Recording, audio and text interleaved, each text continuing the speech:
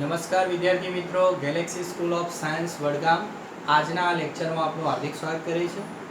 આજે આપણે કેમિસ્ટ્રીના અંદર પ્રકરણ નંબર 6 તત્વોના અલગીકરણ માટેના સામાન્ય સિદ્ધાંતો અને પ્રક્રમો આ ચેપ્ટરનો આપણે આજે અભ્યાસ કરવા જઈ રહ્યા છીએ।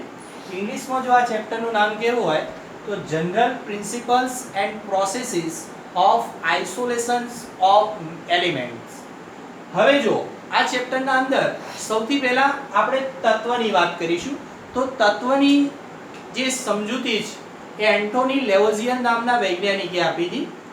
તત્વની જો વ્યાખ્યાની વાત કરીએ, આ બધું તમે અગાઉના ધોરણમાં ભણી ગયા છો એટલે હું આ બેઝિક વાત કરી લઉં છું। તત્વની વ્યાખ્યાની જો વાત કરીએ તો એક જ પરમાણુઓના બનેલા જથ્થાને તત્વ કહે છે। ઉદાહરણ તરીકે કાર્બન લઈએ, હાઇડ્રોજન લઈએ, ઓક્સિજન લઈએ, નાઇટ્રોજન લઈએ, જુદા જુદા તત્વના પરમાણુઓ જુદા જુદા હોય છે।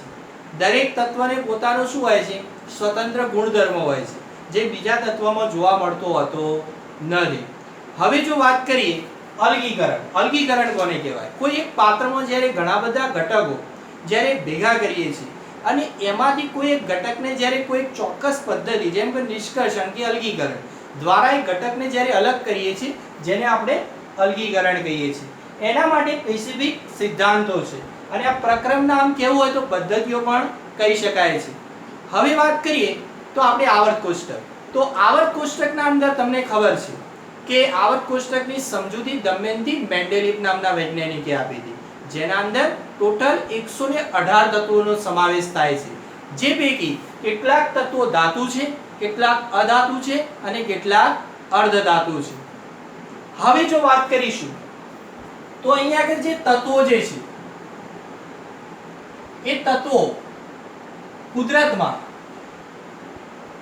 બે સ્વરૂપે મળે છે।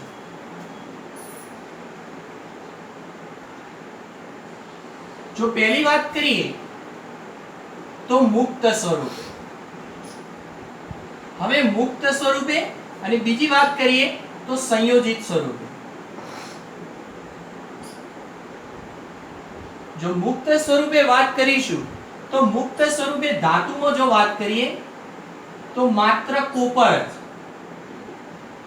જ્યારે અધાતુના અંદર વાત કરીએ તો કાર્બન, સલ્ફર, અને જો વાયુમાં વાત કરીએ તો હિલિયમ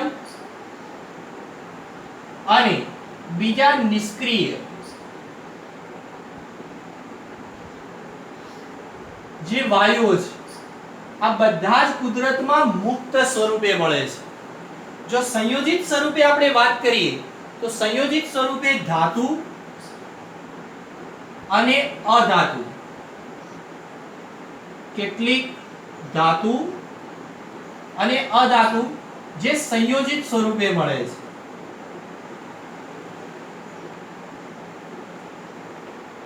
એના પછી તમે અગાઉના ધોરણમાં 4 પ્રકારના શબ્દોથી પરિચિત છો।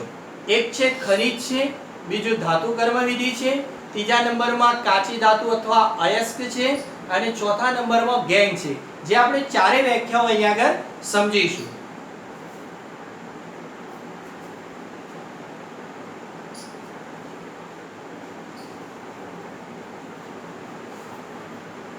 સૌથી પહેલા ખનિજની વ્યાખ્યા સમજીએ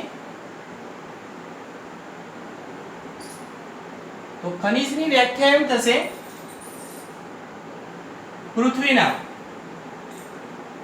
પોપડામાંથી કુદરતી રીતે મળી આવતા અકાર્બનિક તત્વો કે સંયોજનો, જેને આપણે ખનિજ કહીએ છીએ। વિદ્યાર્થી મિત્રો, આપણે આ ખનિજની વ્યાખ્યા સમજ્યા કે પૃથ્વીના પોપડામાંથી કુદરતી રીતે જે મળી આવે છે એવા અકાર્બનિક તત્વો કે સંયોજનો, જેને આપણે શું કહીએ છીએ? ખનિજ કહીએ છીએ। હવે બીજા નંબરની વ્યાખ્યા આપણે સમજીશું ધાતુ કર્મવિધિ।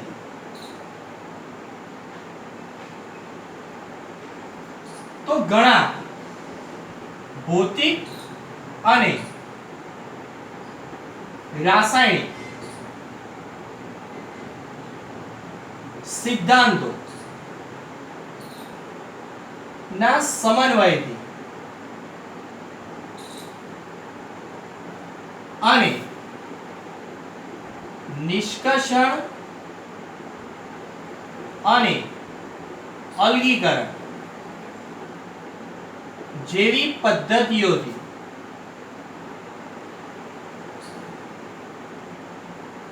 સંયોજનમાંથી ધાતુ મેળવવાના સંપૂર્ણ પ્રક્રમને ધાતુ કર્મ વિધિ કહે છે. તો વિદ્યાર્થી મિત્રો, આ બીજા નંબરની વ્યાખ્યા આપણે સમજ્યા. ધાતુ કર્મ વિધિ કોને કહે છે? ઘણા ભૌતિક અને રાસાયણિક સિદ્ધાંતો જેનો સમન્વય મતલબ એના જોડાણથી નિષ્કર્ષણ અને અલગીકરણ જેવી પદ્ધતિઓથી સંયોજનમાંથી જે આપણે ધાતુ મેળવીએ છીએ, જેના સંપૂર્ણ પ્રક્રમ એટલે કે પદ્ધતિને આપણે શું કહીએ છીએ? ધાતુ કર્મ વિધિ કહીએ છીએ. ત્રીજા નંબરની વ્યાખ્યા આપણે સમજીશું. કાચી ધાતુ અથવા અયસ્ક. તો અહીંયા આગળ કાચી ધાતુ અથવા અયસ્ક કોને કહેવાય છે? તો આપણે એ સમજીશું કે પૃથ્વીના પોપડામાંથી મળતી ખનિજ માંથી તત્વ મળે એવું હોતું નથી, પરંતુ ઘણી ખનિજમાંથી ઓછા પ્રમાણમાં ધાતુ મળે છે, જ્યારે ઘણી ખનિજમાંથી વધારે પ્રમાણમાં ધાતુ મળે છે, જેને કાચી ધાતુ અથવા અયસ્ક કહે છે. તો વિદ્યાર્થી મિત્રો, આ ત્રીજા નંબરની વ્યાખ્યા આપણે સમજ્યા કે કાચી ધાતુ અથવા અયસ્ક કોને કહે છે? તો પૃથ્વીના પોપડામાંથી જે પણ કંઈ ખનિજ મળે છે, એ દરેકે દરેક ખનિજમાંથી તત્વ મળે એવું શક્ય હોતું નથી, પણ જે ખનિજમાંથી આપણને જે ધાતુ ઓછા પ્રમાણમાં મળે છે, ઘણી ખરી ખનિજમાંથી, અથવા જે ઘણી ખરી ખનિજમાંથી સારા એવા પ્રમાણમાં પણ ધાતુ આપણને મળતી હોય છે, વધારે પ્રમાણમાં, જેને આપણે શું કહીએ છીએ? કાચી ધાતુ અથવા અયસ્ક પણ કહીએ છીએ. અને ચોથા નંબરની જો વ્યાખ્યાની આપણે વાત કરીએ, ગેન. કાચી ધાતુમાં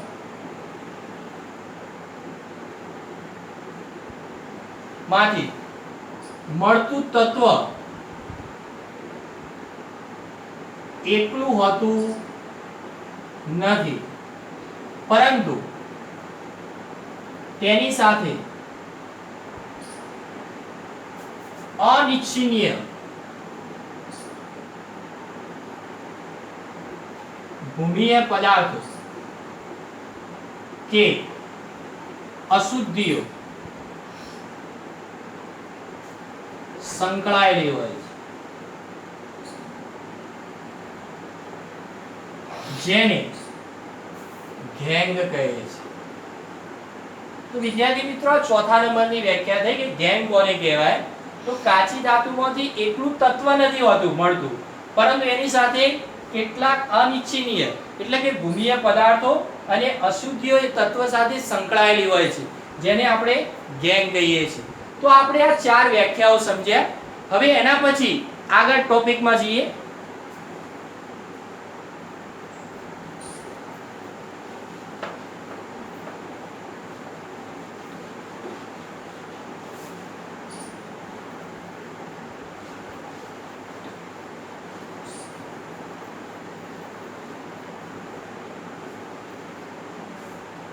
હવે જો વાત કરીએ આ પ્રકરણના અંદર અગત્યની 7 ધાતુઓ છે, જેના આપણે નામ લખીશું. ગોલ્ડ, સિલ્વર, તાંબુ, કલાઈ,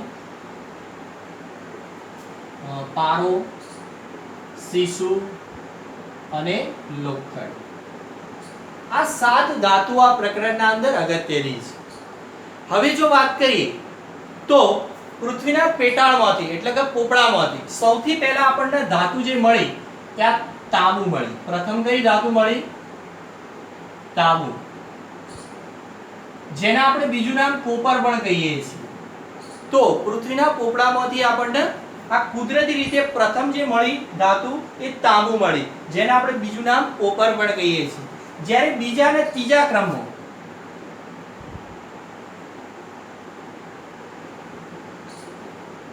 ગોલ્ડ અને સિલ્વર મળી.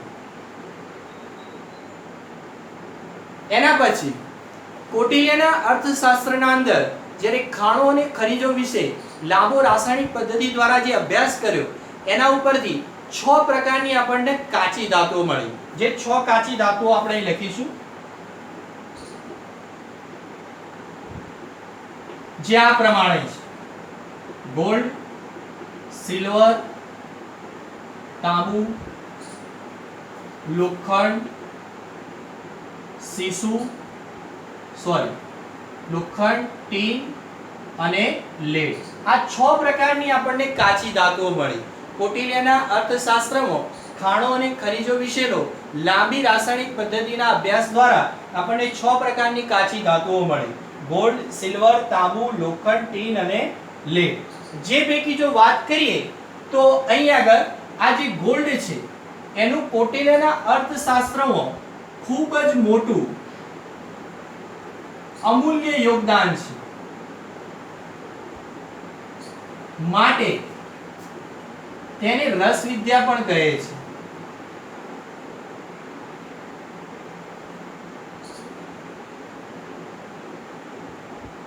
તો વિદ્યાર્થી મિત્રો, ઘણી વખત 1 માર્ક્સનો પ્રશ્ન પૂછાય કે કૌટિલ્યના અર્થશાસ્ત્રમાં કઈ ધાતુનું ખૂબ જ મોટું અમૂલ્ય યોગદાન છે, તો જવાબમાં આવશે ગોલ્ડ. અથવા તો એમ પણ પૂછાય કે કૌટિલ્યના અર્થશાસ્ત્રમાં ગોલ્ડ જેવી ધાતુનું ખૂબ મોટું અમૂલ્ય યોગદાન છે, જેને શું કહેવાય છે? તો આપણે કહીશું રસ વિદ્યા કહીશું. ઓકે. હવે જો વાત કરીશું તો ભારતમાં પુરાતત્વ વિભાગ દ્વારા ખોદકામ કરતા તેમાંથી લોખંડની ભઠ્ઠીઓ,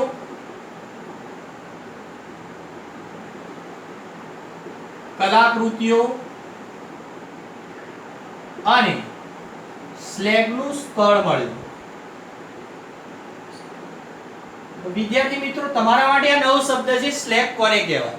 હવે સ્લેગ એ આગળ પણ તમારે અભ્યાસ કરવાનો થશે, પણ હાલ પૂરતું કહી દઉં આ સ્લેગ શું છે. તો સ્લેગ એ FeO એટલે કે આયર્ન ઓક્સાઇડ અને સિલિકા SiO2 આ બંનેનું મિશ્રણ છે, જેને આપણે શું કહીએ છીએ? સ્લેગ કહીએ છીએ. ઓકે.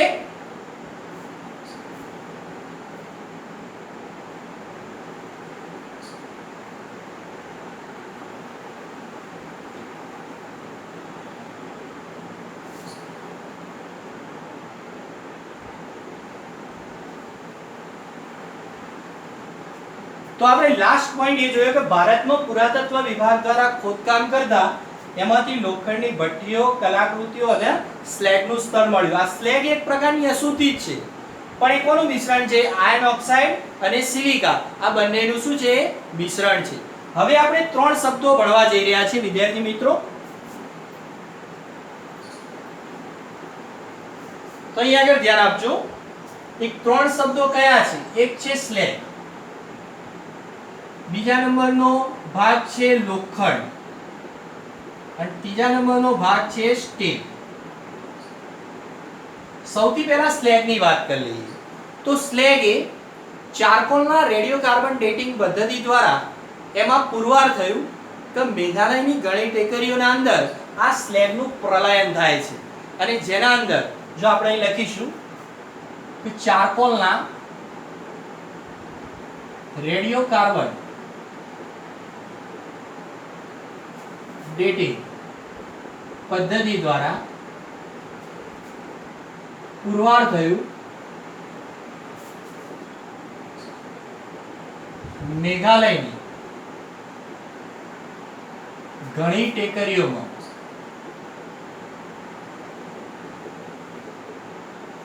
તેનું પ્રલયન થાય છે, જેનાથી 353 BCE થી 128 CE જેટલા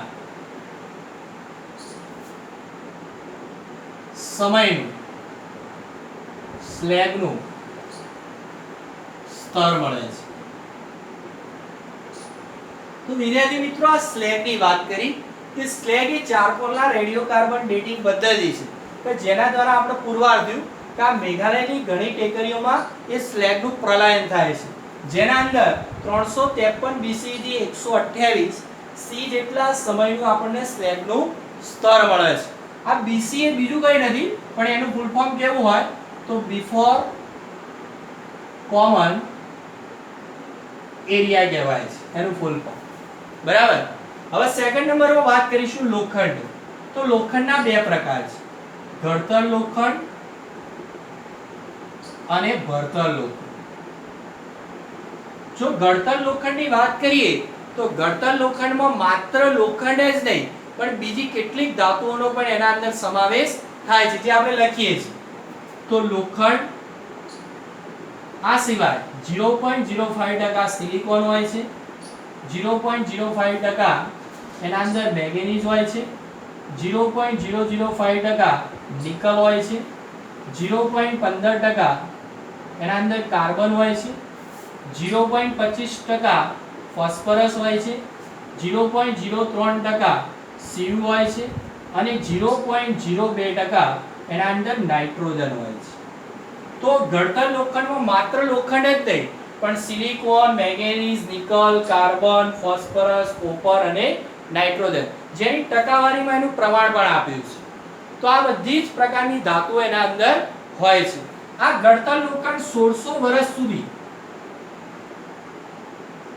વાતાવરણ ખુલ્લું રહ્યું છતાં પણ તેમાં ક્ષારણનું મતલબ કોરોઝન નું ચિહ્ન દેખાતું નથી. આ એક એની વિશિષ્ટતા છે કે 1600 વર્ષ સુધી એ વાતાવરણમાં ખુલ્લું રહ્યું ઘડતર લોખંડ છતાં પણ તેમાં કોરોઝન મતલબ ક્ષારણનું કોઈ ચિહ્ન દેખાતું હતું નથી. આ વાત કરી આપણે લોખંડની. અને છેલ્લે લાસ્ટમાં વાત કરી લઈએ આપણે સ્ટીલની. તો સ્ટીલ જે છે એ ભારતમાં ક્રુશિબલ પદ્ધતિથી મેળવાય છે. હવે જો વાત કરીએ આ સ્ટીલને મેળવવા માટે કયા કયા ઘટકનો ઉપયોગ થાય છે, તો ત્રણ પ્રકારના ઘટકનો ઉપયોગ થાય છે. એક ક્રુશિબલ પાત્રમાં લોખંડ, કાચ અને કાર્બન આ મિશ્ર કરવામાં આવે છે. સૌથી પહેલા એમાં લોખંડ પીગળે છે, જ્યારે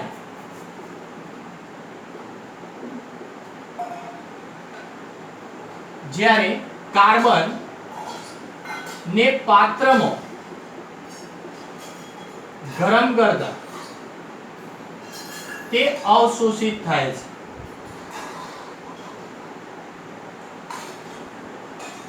તો આ પ્રકારે જે ક્રુશિબલ પાત્રમાં લોખંડ, કાચ અને કાર્બનને મિશ્ર કરીએ છીએ એમાં સૌથી પહેલા લોખંડ પીગળે છે.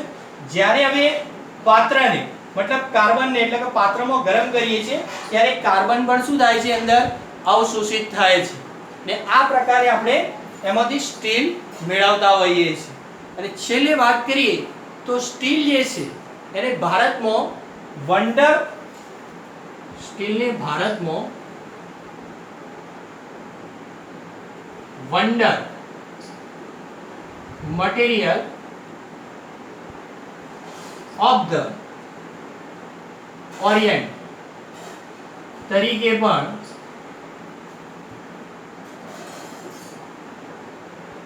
ઓળખાય છે. તો વિદ્યાર્થી મિત્રો આ પ્રકરણના અંદર આપણે આ પ્રસ્તાવનાનો અભ્યાસ કર્યો. હવે પછીના લેક્ચરમાં આપણે આગળ ટોપિક ઉપર જઈશું. નમસ્તે.